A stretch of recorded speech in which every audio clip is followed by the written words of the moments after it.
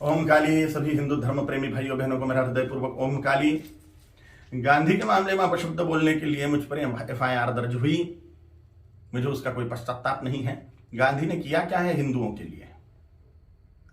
विश्वासघात किया है देश का। 14 वोट प्रधानमंत्री पद के लिए सरदार वल्लभ भाई पटेल जी को थे और 1 वोट भी नेहरू को नहीं था, तो भी नेहरू को प्रधानमंत्री क्यों बनाया? और ये वंशवाद की जड़ फैलाने वाले ये गांधी ने पूरे के पूरे कांग्रेस के अन्य प्रतिभाओं का खच्चीकरण कर दिया, अन्य प्रतिभाओं को कुंठित कर दिया। एक वंश गांधी नेहरू वंश का ही बोलबाला करने लग गए। सरदार वल्लभ भाई पटेल के हाथ में अगर तब प्रधानमंत्री पद गया होता था तो भारत अभी सोने की चिड़िया बनता था, भारत अभी जगत गुरु होता था, भारत अभी चक्रवर्ती सम्राट होता था, अमेरिका से भी बड़ी पावर भारत बन जाता था। यह महान विश्वासघात भारत की जनता के साथ में गांधी ने किया, इसलिए मेरे हृदय में तिरस्कार है गांधी के प्रति। हिज हाइनेस श्रीमंत ज्योतिरादित्य सिंधिया जैसे महान प्रतिभाएं कांग्रेस में थी, है, लेकिन इस गांधी नेहरू वंशवाद के कारण उनको व्यवस्थित कार्य करने का मौका ही नहीं मिलता। इस वंशवाद के जनक गांधी हैं, इसलिए गांधी नेहरू खानदान के वंशवाद के जनक हैं, राष्ट्र के जनक नहीं, इसलिए राष्ट्रपिता नहीं है। मैं नहीं मानता, कोई माने उनकी इच्छा।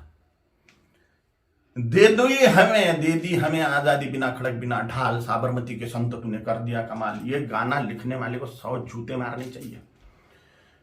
भगत सिंह, सुखदेव, राजगुरु, चंद्रशेखर आजाद, सुभाष चंद्र बोस, इन लोगों ने जो त्याग बलिदान किए, फांसी पर लटक गए ये लोग, इन्होंने कुछ नहीं किया देश की आजादी के लिए, ऐसा इनका बोलना है ये गाना रचने वाले का। इतने सारे महान क्रांतिकारी, स्वतंत्रता सेनानी जिनको फांसी दी गई, उसमें 80% सिख लोग हैं, 20% अन्य क्रांतिकारी हैं। इन क्रांतिकारियों ने जो अपना त्याग बलिदान किया वह व्यर्थ मान लिया ये गाना रचने वाले ने, सारा का सारा श्रेय गांधी को दे दिया। एक लाठी खाई गांधी ने कभी? ये फांसी के फंदे पर झूल गए ये नौजवान, लेकिन इनको कोई श्रेय नहीं।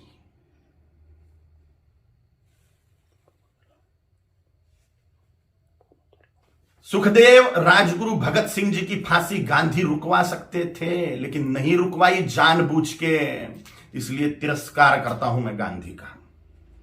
इनका एक बहुत बड़ा हथियार था अनशन करना, और गांधी ने उसका उपयोग भारतीय जनता के खिलाफ ही किया, हिंदुओं के खिलाफ ही किया। बोला था कि बंटवारा मेरी लाश पे होगा, मजहब के नाम पर जो बंटवारा हुआ पाकिस्तान बांग्लादेश का, वो मेरी लाश पे होगा, ऐसा गांधी बोलते थे।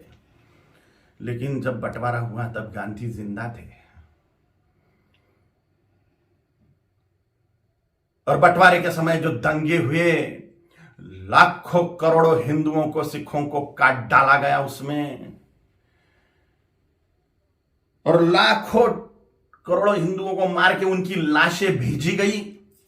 लाखों हिंदुओं को, 27 लाख हिंदुओं को मार डाला गया एक ही दिन में, डायरेक्ट एक्शन डे के दिन, जिन्ना के द्वारा। और पाकिस्तान में से जो ट्रेनें आ रही थी वो लाशों से ही भरी हुई थी, महिलाओं के और पुरुषों के, बोरे के बोरे भर के महिलाओं के स्तन काट कर भेज रहे थे वहां के लोग। सामूहिक बलात्कार करी हुई महिलाएं, उनकी लाशें, उनके स्तन बोरों में भर के। और यहां गांधी अनशन कर रहे थे कि 55 करोड़ रुपए दो पाकिस्तान को। जब सिख लोगों ने दंगे से पीड़ित होकर कड़कड़ाती ठंड में मस्जिदों का आश्रय लिया, तो उसके लिए अनशन पे बैठ गए गांधी कि इनको मस्जिदों से बाहर निकालो, मुसलमानों को मस्जिदें सौंप दो।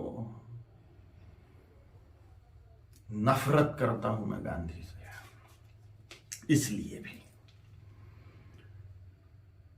पाकिस्तान बांग्लादेश को जोड़ने वाला कॉरिडोर मांग लिया मुसलमानों ने कि भारत को और खाया जाए। गजवाए हिंद के तहत भारत को मुसलमान बना दिया जाए, तो पाकिस्तान और बांग्लादेश को जोड़ने वाला कॉरिडोर, हजारों वर्ग किलोमीटर का कॉरिडोर, इसके लिए गांधी अनशन पे बैठने वाले थे। के शासन को वो दे देना पड़ता था और भारत फिर से बढ़ जाता था। स्वातंत्र वीर सावरकर जी ने गांधी के सामने जातीयवाद तोड़ने की बात कही कि वर्णवाद, ब्राह्मण क्षत्रिय वैश्य शूद्र, यह वर्णवाद और हजारों जातियों में बटा हुआ जातीयवाद, इसको तोड़ दो और हिंदुत्व की धर्म ध्वजा के नीचे सारे हिंदुओं को एक कर दो। तो गांधी ने इसके लिए ये बात नहीं मानी। ये मांग पूरी करने के लिए अनशन पे नहीं बैठे। उन्होंने कहा जैसा है वैसा रहने दो। डॉक्टर बाबा साहेब आंबेडकर जी ने बोला था कि संस्कृत को राष्ट्रभाषा करो, देश की भाषा संस्कृत होनी चाहिए। तो डॉक्टर बाबा साहेब आंबेडकर की बात को संसद में मनवाने के लिए अनशन पे नहीं बैठे। ये स्वतंत्र वीर सावरकर जी का अवमान मानता हूं मैं, ये डॉक्टर बाबा साहेब आंबेडकर जी का अवमान मानता हूं मैं। ऐसी ढेर बातें हैं, ढेर बातें। कोई राष्ट्रपिता नहीं हो सकता। करोड़ों सालों से राष्ट्र है, उसका काय का पिता 200 साल पहले आया हुआ व्यक्ति कैसे पिता बनेगा? अगर पिता बनाना ही है, राष्ट्र का अनिवार्य है, तो छत्रपति शिवाजी महाराज को बनाना चाहिए, गुरु गोविंद सिंह जी महाराज को बनाना चाहिए, राणा प्रताप जी महाराज को बनाना चाहिए, आचार्य चाणक्य जी को बनाना चाहिए। और अभी के महापुरुषों को अगर बनाना है तो सरदार वल्लभ भाई पटेल जी को बनाना चाहिए, क्योंकि पूरे राष्ट्र कुल को एकत्रित करने वाले सरदार वल्लभ भाई पटेल हैं। छोटी छोटी रियासतों के टुकड़ों को एकत्रित करते हुए पूरे राष्ट्र को एक सूत्र में बांधने वाले सरदार वल्लभ भाई पटेल हैं, जिन्होंने राष्ट्र में जो टुकड़े टुकड़े थे उनको एकत्रित किया। राष्ट्रकुल को एकत्रित जिस व्यक्ति ने किया उसको ही राष्ट्रपिता का सम्मान मिलना चाहिए, ना कि हिंदुओं से पार्शियलिटी करने वाले गांधी को। अगर वो कॉरिडोर मिल जाता था पाकिस्तान बांग्लादेश को, तो हिंदुस्तान कब का मुसलमान बन चुका होता था। धन्यवाद है, कोटि कोटि धन्यवाद है महात्मा नाथुराम गोडसे जी को, उनके चरणों में साष्टांग नमस्कार है मेरा कि उन्होंने अपना बलिदान देके हिंदुस्तान को मुसलमान बनने से बचा लिया।